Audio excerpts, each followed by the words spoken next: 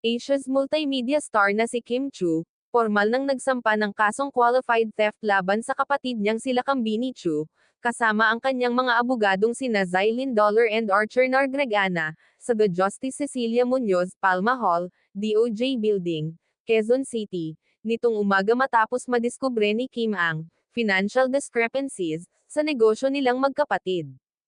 Ayon sa abogado ni Kim, may pagtatangka naman daw mula sa kampo ni Lockham na ayusin ang problema nila ni Kim.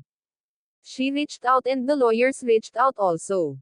But yun nga po, it has also been a statement of Miss Kim na it has been a very difficult decision for her to do this and to proceed with this step.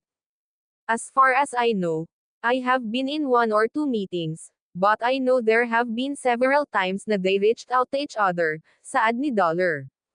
Samantala, sa isang statement, sinabi ni Kim na ang pagsasampa niya ng kaso laban sa kapatid ay para na rin sa interest of transparency, accountability, and protecting her company. Aniya, I am issuing this statement with a heavy heart and with deep respect for the truth and for the people who have supported me throughout my career and my business journey.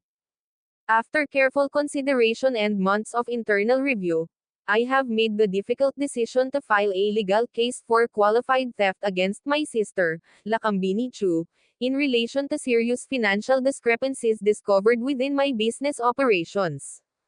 This decision did not come easily.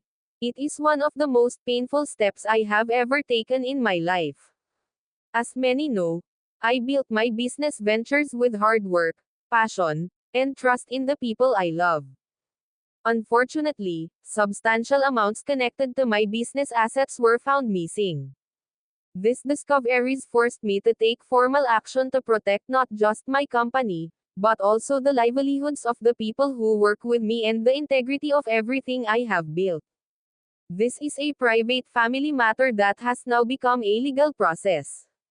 I am choosing transparency, responsibility, and accountability not only for myself, but also for the brand and community that has supported me from the beginning. Dagdag pa ng aktres, I ask for understanding, respect, as our family navigates this very difficult chapter. I am hopeful that through the proper legal channels, clarity and fairness will prevail.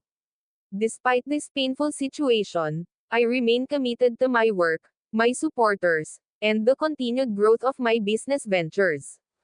I also continue to pray for healing and resolution for everyone involved. Thank you for your support, compassion, and respect during this time. Suportado rin si Kim ng kanyang sister na si Twinkle at brother-in-law at sinamahan din siya sa pagpa-file ng kaso.